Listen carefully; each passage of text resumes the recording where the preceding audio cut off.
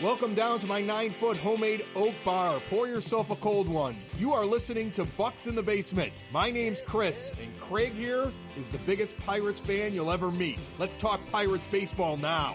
Welcome to Bucks in the Basement. Now I see the changes in this town.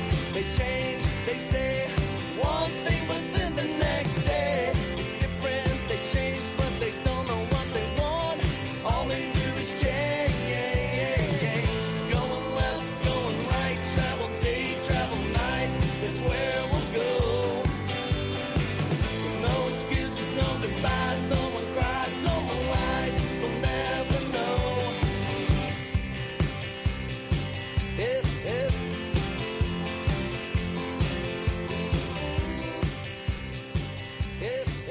And the Pirates have taken the first game of the series from the Big Red Machine. I don't even know what place we're in at this point in time. We're talking about wild cards and where we're at in the NL Central standings. But instead of doing that, I am going to bring on, for the first time, from Rumbunter. He is the co-editor and site expert. I started reading his stuff back in his Diamond Digest days. Ethan Fisher at eFisher330. Hopefully that was his batting average for his baseball team in high school, maybe. I'm not really sure. Yep. Ethan, Middle how school, you doing yeah. today, brother? Middle school? I'm doing good. Yeah, doing good. Thanks for having me on. This is awesome. Yeah, like I said, reached out to you, and I'm glad that you took the opportunity to come on here and talk some Pirates.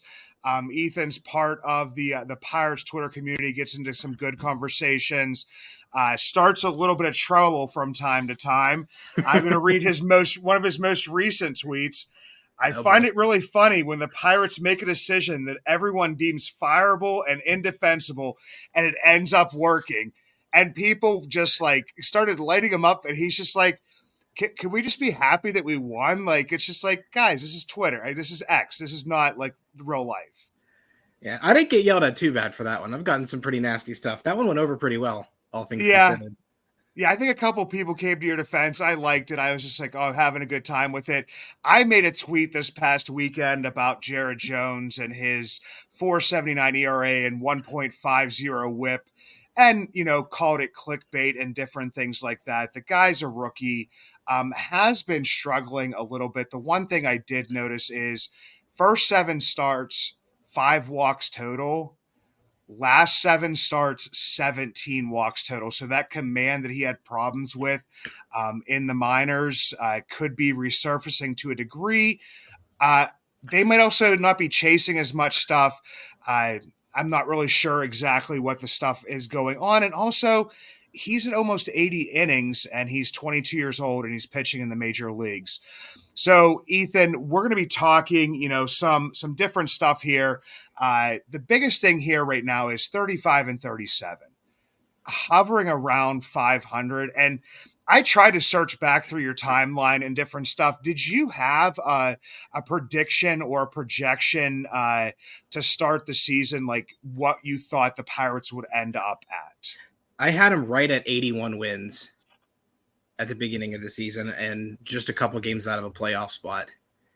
Yeah, I think that's about where we're looking right now. 81 wins might be a little optimistic based on where we're sitting now, but I mean, half the National League is below 500 and in a playoff spot. So it's still a crapshoot at this point. Yeah, it's a really weird thing because I just basically said, I was between 78 and 82. I landed on 80. I know that there was some conversation during the winter meetings and different stuff where they said, the goal is approximately 84 wins. They thought that would be a place to get them into, a playoff hunt. But the thing I really took from it is that, as long as we stay within striking distance, then that's kind of staying within, Ben Cherington's goal. Do you see it that way as well? I do. And I think that's part of the problem, honestly. Being within striking distance, that's a subjective thing for one. But number two, it's in the Cherington tenure, we really haven't seen them go for it yet. And part of my thing has been, well, I'm going to give them a pass until we know that they're going for it. And if they're obviously going for it and they still stink, then, that's a problem. But, it's hard to tell when they're going for it, when they're not going for it. So it's really hard to tell, when they're actually going to push in the chips and when, they consider good enough to, actually do something aggressive. Well, and I would just like to ask you, like, with the pushing into the chips, are we talking about like, making some trades? I had some discussions with some people, like, and kind of akin to 2012, 2013, some acquisitions they made to actually improve the team.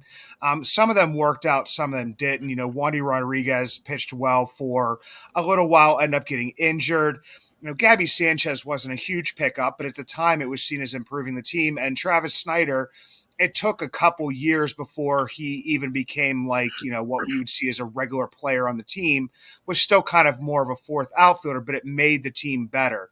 I'm just curious, is that the type of like moves that we're talking about, or are we talking about more of like off-season moves coming up?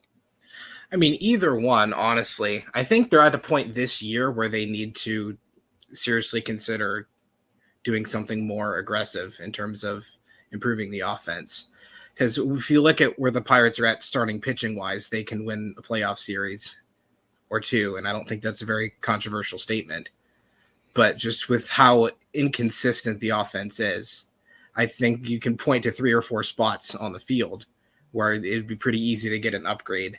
And I still think they have the prospects to, make something like that happen. So I think they should do something, make a move or two in July, and then keep it going in the offseason for sure. Yeah, and that's where the thing is at. I mean, I know that, Pirates fans will be a little bit pessimistic until that type of thing happens. I'm the same way myself. I'm not going to, say, unless they do something. I always go with I'm going to prepare to be underwhelmed. And when I'm, not, I mean, everybody remembers, when the stadium erupted when the Chris Archer trade was announced, because the fans actually felt like the team was going for it. Obviously that trade did not work out in the end. Once again, with a pitcher very volatile, gets injured and doesn't perform as well. Even if he performed, he wasn't having his best year even when we traded for him. But even if he performed like that, the trade would have obviously looked better. But I do understand, from a fan standpoint, because I'm a fan as well, it's a fan-run show, that, I want to see them do something. I'm just like, okay,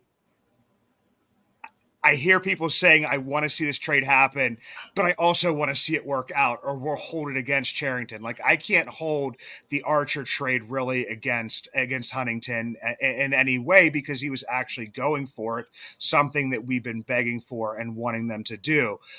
There's some names out there. There's a lot of big names. I mean, Luis Robert Jr. is one that's on everybody's radar.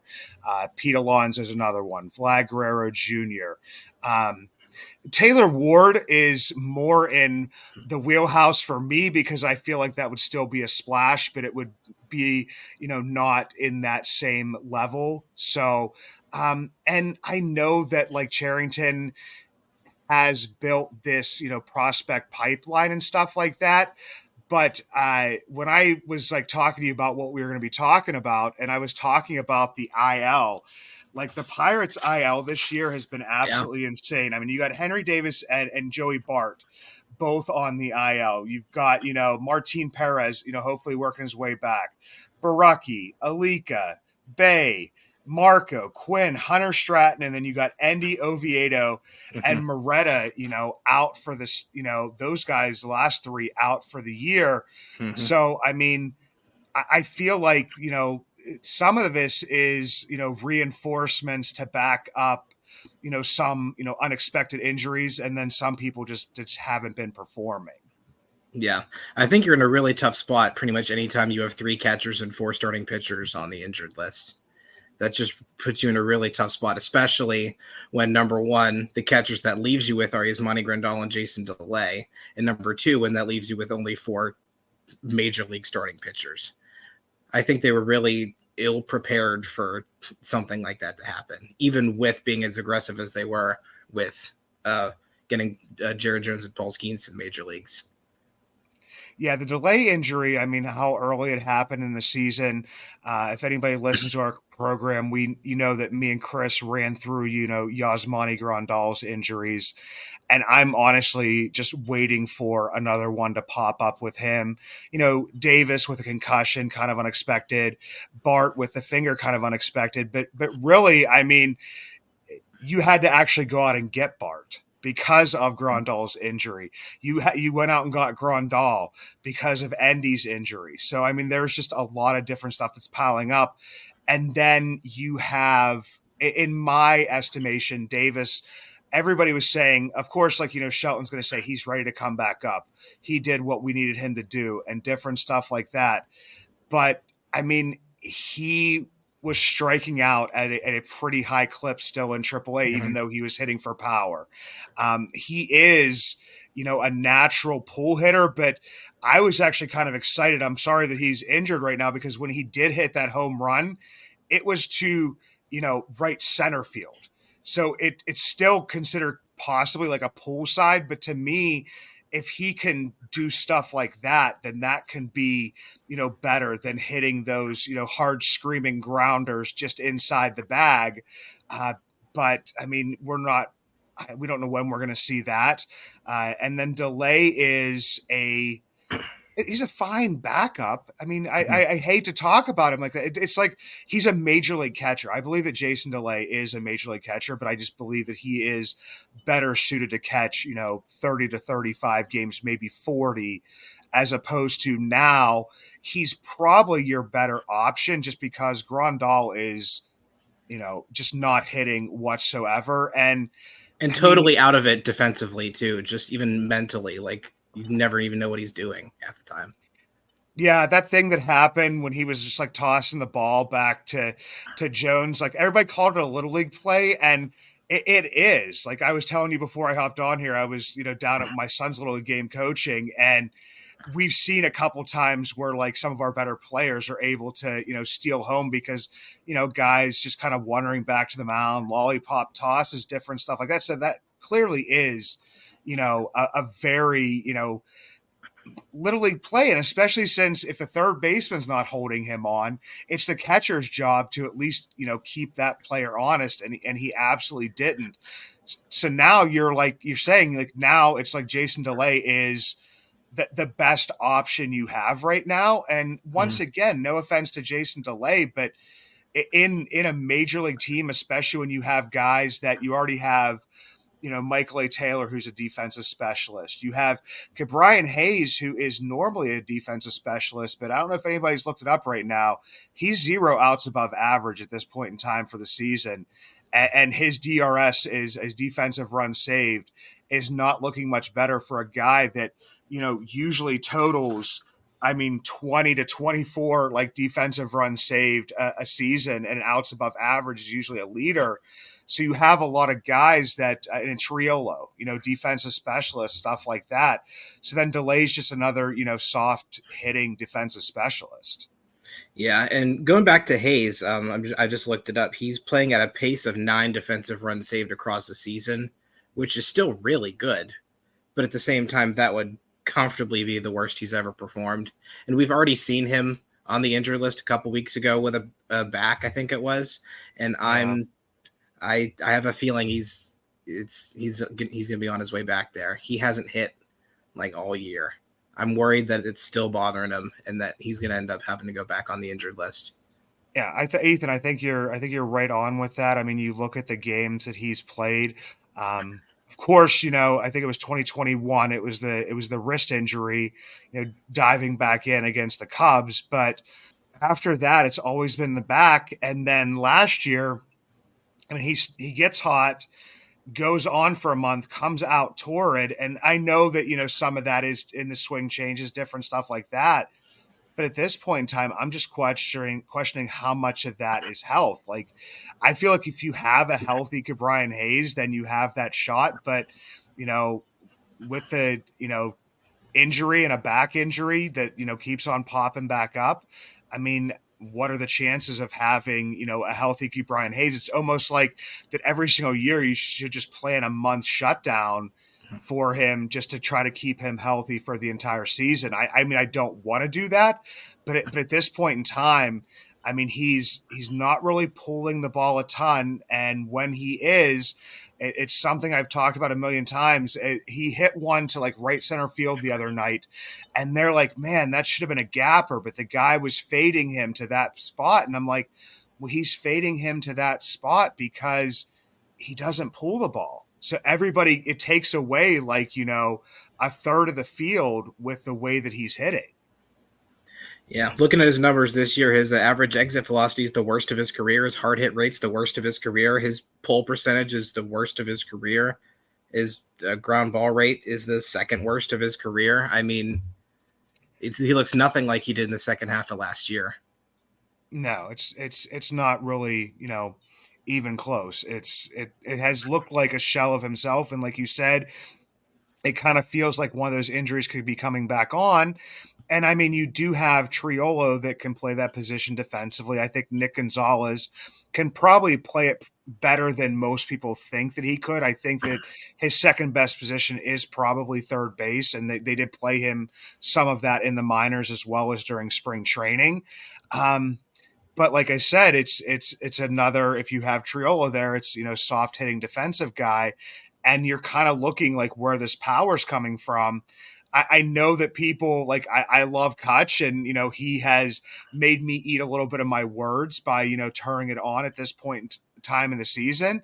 But when he is leading your team in home runs, that's really not a great thing. Especially when you're expecting, guys to not only get to 20 home runs or 25 home runs, but, build upon the years that they've had. And that's where I had sent you a message about like the polar opposite performances of this team. And it's also polar opposite performers of the players.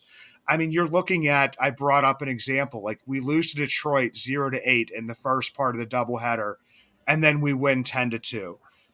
We lose on Saturday 4-16, probably the most embarrassing loss of the season. To the Rockies, no less. Yeah, to the Rockies, nonetheless. It's not even like, I could see if we got lit up by Atlanta that way. I remember back when I think it was 2021 or 2022, we got it was like 24-3 or something against Atlanta. I could see that happening against that powerful of a team. And then, like I said, coming and keeping that momentum going and then winning, against the Reds in the first game we've played them this year. But it's like, it's the inconsistencies. Like we're 35-37. I mean, it kind of, everything they do kind of matches the team that we're seeing on the field right now. Yeah. And it's not even like, if you look at the main, offensive contributors, I'm talking mainly Brian Reynolds, O'Neal Cruz, Brian Hayes specifically. It seems with all three of them, even over the last couple of years, whenever they're really good, they're really good. And then whenever they're bad, they're really bad. And it feels like those stretches always last for, a week or two at a time. And then they'll just go back to the other one. It just feels like nobody on the team ever has any semblance of consistency at all. And I feel like a lot of that goes back to, the hitting coach who, if you search my Twitter, I've certainly said some things about the hitting coach.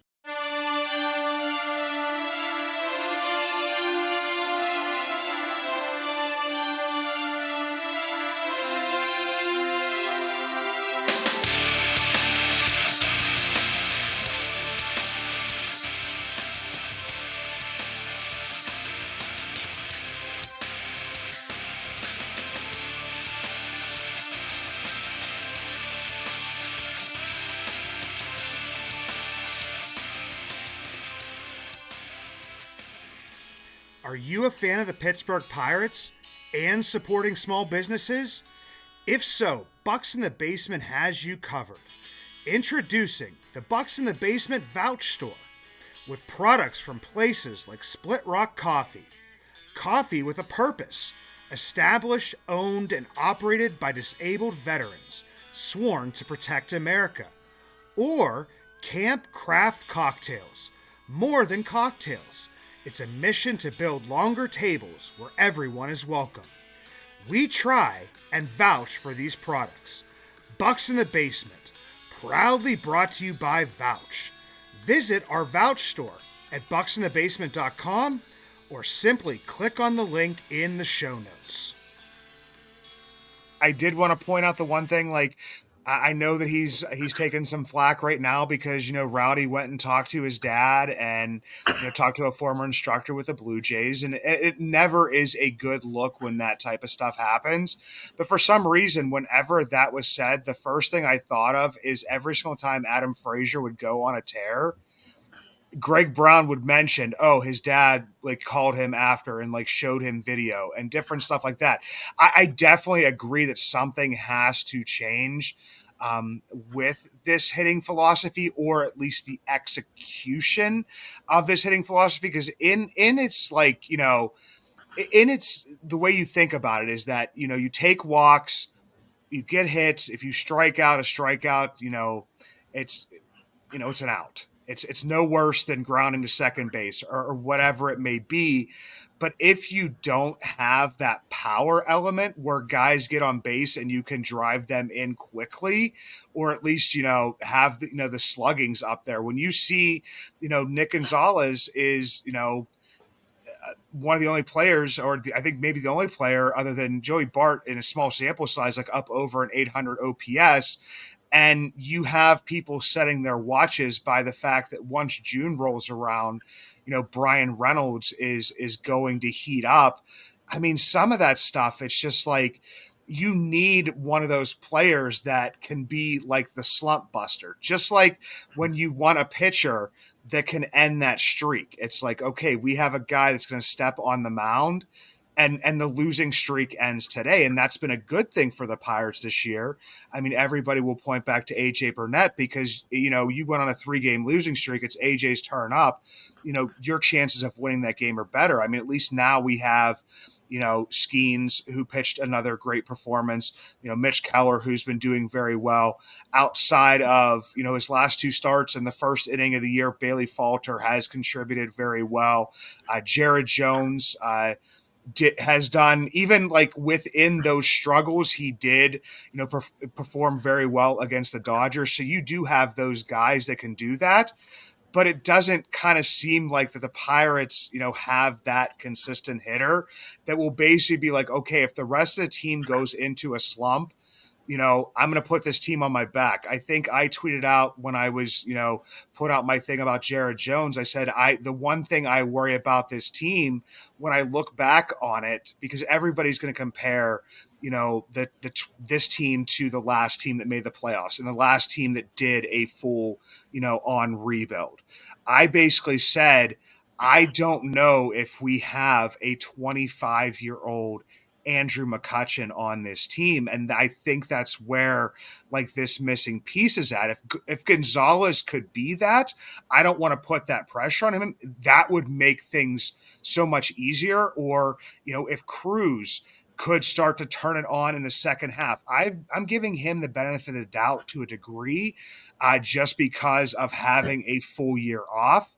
But if he could be that guy, but for right now, it just doesn't seem like it's okay, when nobody was hitting. And now it's great that, a lot of people are hitting, but what about if they go back into that slump again? Who's going to be that player to step up? Yeah. And it goes back to what you said about, McCutchen leading the team in home runs. This is the team that led Major League Baseball in home runs in spring training. Henry Davis looked unbelievable in spring training. O'Neal Cruz looked really good. Jack Sawinski looked really good. Rowdy Tellez looked all right. Michael A. Taylor looked all right. And now, nobody looks anything like they did. We've already seen Henry Davis and Jack Sawinski be so bad that they had to go to the minor leagues. And it's just, it's really bad. And I don't understand how, Andy Haynes gets this long of a leash. That's also part of my concern with, having trouble, how the Pirates view how urgent they need to be here in trying to make this competitive. How much of a leash does Andy Haynes get? Because also part of his whole thing was the allure to hiring him was his, organizational philosophy. It wasn't just, in the major league team. It was an organizational wide philosophy. and we've seen a lot of really good, hitting prospects come through the system. They come to Pittsburgh, and outside of what Nick Gonzalez is doing right now, I don't know that really anybody has, reached the level that we thought they would. And now if you look at the state of the farm system now, I mean, Termarr Johnson has had a pretty good last couple of weeks, but outside of that, where's the offense, even in the minor leagues? So I don't think it's just a major league problem. I think it's an organizational problem there as well. I can't disagree with you, Ethan, because I do the minor league news and brews. I talk to all the broadcasters, watching the minor leagues all the time. A prospect that hit at almost every level, like a Sung-Chae Chang, has been struggling this year, just getting his OPS, up near 700 at this point in time. You have, Termarr Johnson doing the same thing. And, that's where like my worry starts to come in a little bit, because I was saying I projected, let's say 80 wins and being near a 500 team and staying around this. A lot of this that we had talked about and Chris and I had talked about was staying around 500 until, around the All-Star break, when, the reinforcements would really be pushing in, when, we didn't know, we thought Skeens was going to come up later and that he would really be getting his footing. That you would have, hopefully, Nick Gonzalez come up and be hitting at least one of those guys. We said it had to be either, Gonzalez, Piguero, anybody, just name anybody. It would just have to be one of those players at the AAA level. Well, all of those reinforcements are already here. I mean, you do have like a Braxton Ashcraft, which, I've discussed, what I think is going to happen with him. I've gone back and forth with some of the guys on Twitter, like, Nola Jeffy and Anthony Murphy, guys that I respect their opinions a lot as far as it comes to the minor league teams and the minor league players. But my thing is just that, okay, I'm seeing, a cap that is going to look like, I don't know. They're saying like 130, and I'm thinking like 120 is like of the innings pitched for Braxton Ashcraft, and he's already pitched a lot right now. Everybody's excited that Mike Burrows is coming back, making an appearance in the FCL and starting his rehab and everything, which kind of became a surprise because they hadn't mentioned him for about 3 weeks, and then all of a sudden they're like, oh yeah, he should be starting regular games in July. Yeah. But even with him, when guys have come back from Tommy John, like it's usually about 50 innings is like the cap, in that first half season back or whatever it would be. So, and like you said, the hitting prospects. I mean, if you look at the AAA team, the AA team, I mean, there's not a hitting prospect that I would trust to bring up and think that they would, be able to be plugged and played and provide, anything better. Because somebody's just like, well, why is Triolo still up here? And I'm like, well, Piguero hasn't been hitting. Yeah. So it's just like, they brought Gonzalez up, somebody will say, why isn't, Gorski up? And it's just like, well, Gorski, I know he's hitting a lot of home runs. There's a lot of power. And that could provide the spark, but then I look at his K rate and it's just it's really bad. It's really bad. I mean, he's up over 30%, like doesn't really walk a ton. And that was the issue that, Nick Gonzalez fixed during this offseason, because we saw what happened when he came up. He was hitting well in AAA last year, but when he came up, those strikeout numbers, came back to haunt him, and now he's having success because he's kind of worked on that. I mean, obviously small sample size, up over 100 plate appearances, but now it's like, okay, now what's he going to look at it like, 250 plate appearances. So it's like, where's that next number? And the numbers between the 130 some plate appearances or 120 some plate appearances he's at now, and he gets to 250 and he struggles, those numbers aren't going to look so great. So, I mean, he does have a way to go at that, but people are like, because there's honestly nobody to replace them with. And the thing that frustrates me the most, like I'm going to go on a tangent here for just 2 seconds, is that people are actually frustrated that Rowdy's hitting. If anybody's frustrated that Rowdy is hitting, I do not get the way that you fan. I will never, tell you, you can do that. You can question it, but I can also question how you fan, because it's just like, if he's hitting, that means there's a better chance for the team to be winning. And I do not believe that Rowdy Tellez, if he continues to hit, I think he honestly could play his way out of Pittsburgh easier than, playing his way to the end of the season in Pittsburgh. And even if he does and he continues to hit, like I said, why is that a bad thing? Mm-hmm. And it's still hard to tell really who Rowdy Tellez really is as a hitter. He's obviously, I shouldn't say obviously because people won't agree with that, but I don't think he's the 460 OPS, whatever he was through the end of May, but he's also not the 1100 OPS he's been since June 1st. It's still hard to tell where he falls in the middle of that. And even, with him having a good month, he still only hit 1 home run this month. This was a guy who hit 35 home runs, 2 years ago, and he's still at 2 for the year. So, I understand people being wary of him playing well, number one, just because they don't believe it's real, and number two, they can still probably do better at first base than Rowdy Tellez if they really wanted to. If the opportunity presented itself to go get somebody better, I don't think Rowdy Tellez should be the kind of person to get in the way of that. But at the same time, if he's, playable for the next couple of weeks, you can, reallocate those resources elsewhere. Yeah, and and the other part is that, Connor Joe has come back down to earth a little bit, yeah. like he kind of always does. The water will find its level.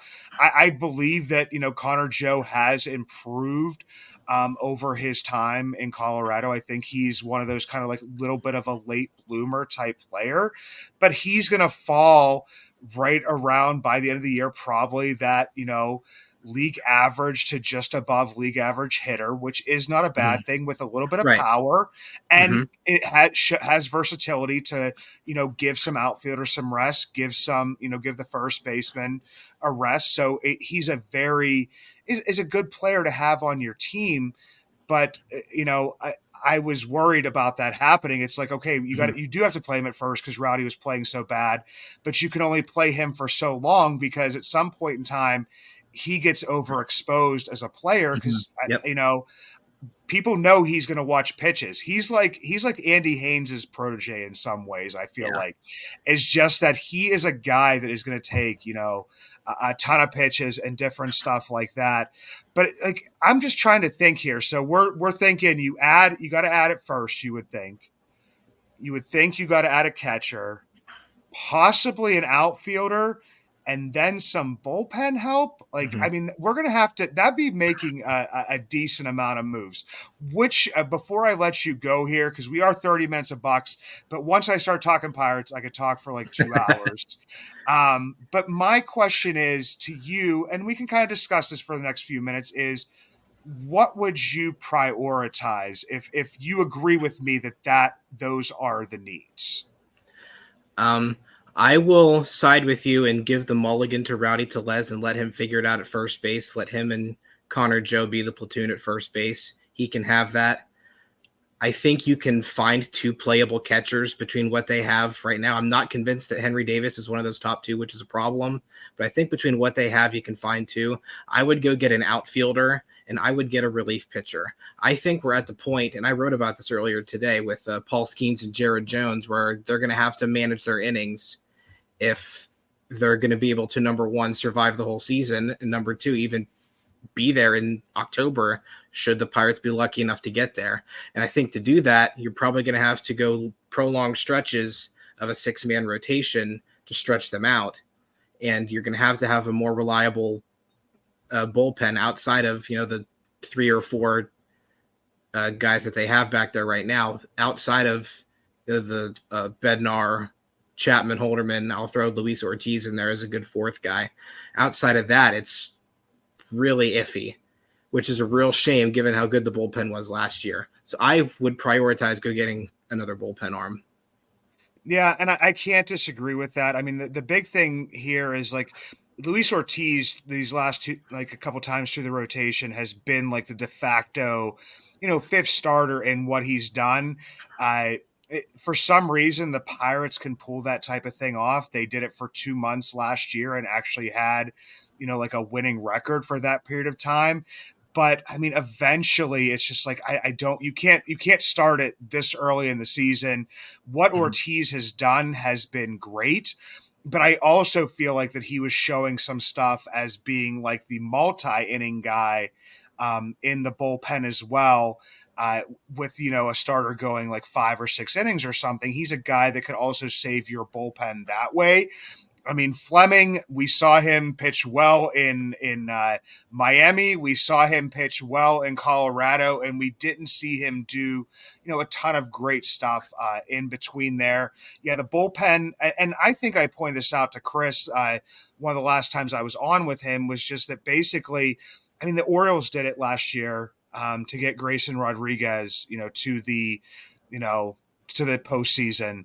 And I don't disagree with you. I feel like that at some point in time, that's where it's just like, I mean, I feel like if you're going to like, I hate like the shutdown and ramp up and anything like that. But I think if you're going to time that perfectly, it's almost like that you would almost want to, I don't want to say this, is maybe like slow Ashcraft down a little bit, because I mean, he's built up to like 7 innings and stuff, and maybe back off of that a little bit to have him be that 6th guy in the rotation or something. Because if not, like once again, I mean, we're looking down to the minor leagues. You have Ashcraft, and then you have at Indianapolis. I mean, they just brought in some guys that are playing, but and have at least in a couple starts pitched okay. But I mean, even at that, I mean, you're looking at, then you're going to, Domingo Germán, who has not pitched very well at all. And the other part is that you have him signed for next year as well. So it's a role he could play maybe next year, but not this year. But yeah, I mean, I can't disagree with that. And as far as the outfield goes, I mean, you have guys with options. You have Edward Olivares, and if he has options, Jack Sawinski has options. Michael A. Taylor, I would love to have him as like a late inning defensive specialist, but not somebody you're starting all the time. So yeah, he's playing the best defense of his career at 33. It's remarkable. Yeah.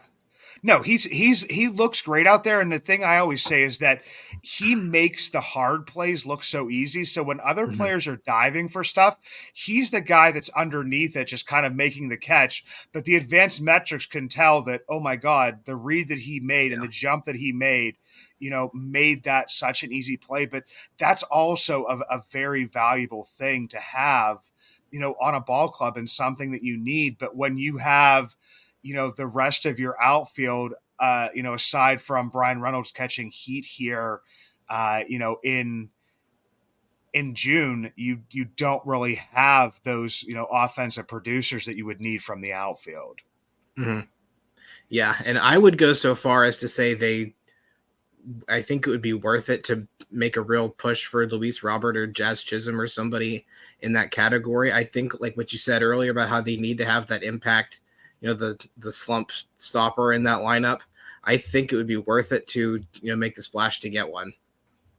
Yeah, I mean, I can't disagree. I mean, I could with Luis Robert Jr., the injury history scares me a little bit, just with the hip flexor, both times, landing out for a little bit of time.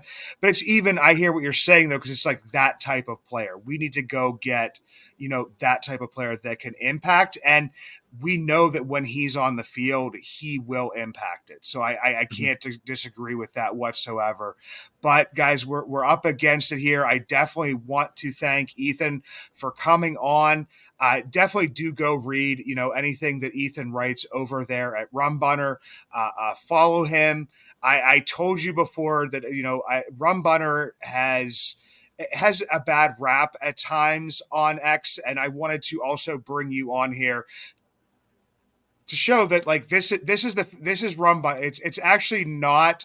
I feel like that there were some takes that people took the wrong way, certain things that there was different discussions and stuff, Ethan. But when I saw that you were taking over there and the stuff that I had read from you at Diamond Digest, I was happy to see you in that role, and I like to see the stuff that you're writing.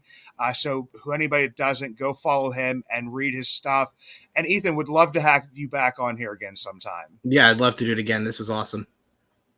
Yeah, definitely a good time, everybody. Like I said, everybody go listen, go read, and I don't think the Pirates are making a move just yet, but you never know.